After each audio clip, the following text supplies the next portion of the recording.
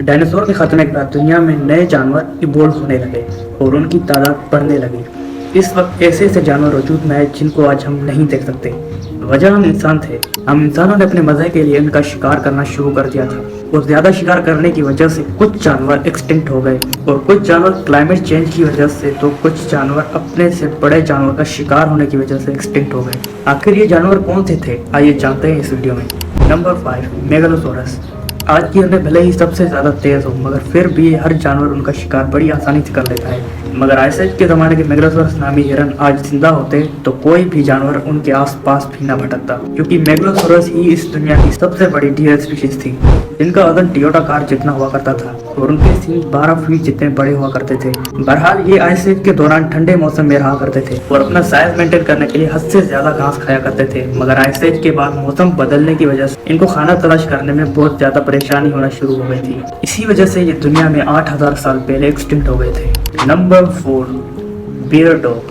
कुत्ते और भालू कितने खतरनाक होते हैं इस चीज का अंदाजा तो आपको जरूर होगा, मगर दुनिया में आज से 5 मिलियन साल पहले एक बियर डॉग नाम खौफनाक और खतरनाक जानवर रहा करता था, जिनके कुछ स्पीशीज तो भालू से भी ज्यादा बड़े हुआ करते थे। बेशक ये भालू और कुत्ते का हाइब्रिड लगते थे, मगर ना ये कुत्ते थे और ना ही भालू, बल्कि ये अलग ही जानवर की फैमिली से थे। लेकिन ये अपने वक्त के खतरनाक प्रेडेटर हुआ करते थे, मगर इंसान की दुनिया में आने से पहले ये एक्सटिंक्ट हो गए थे और उनकी एक्सटिंक्शन की वजह न्यू इवॉल्व जानवर थे। नंबर 3, जेगलोप्टेरोडोरस। आपने बिच्छू को तो जरूर देखा होगा, जिनकी इस दुनिया में 2000 से ज्यादा स्पीशीज मौजूद हैं, जिनमें से कुछ का जहर तो इनफ होता है इंसान को मारने के लिए। मगर इस जमाने के बिच्छू कुछ भी नहीं है, क्योंकि 400 मिलियन सालों पहले जब इस दुनिया में डायनासोर भी नहीं हुआ करते थे, तो उस वक्त पानी के अंदर जेगलोप्टेरोडोरस नामी एक बहुत बड़ा बिच्छू रहा करता था, जिनका साइज इंसान से भी बड़ा हुआ करता था। और ये अपने वक्त में इतने खतरनाक प्रेडेटर हुआ करते थे कि भूख लगने पर एक दूसरे को ही खा लिया करते थे। जब समंदरों में जब डनकलिस्टर्स जैसे खतरनाक शिकारी इवॉल्व हुए, तो ये बड़े बिच्छू ने अपना साइज छोटा कर लिया और मुश्किल में आ गए।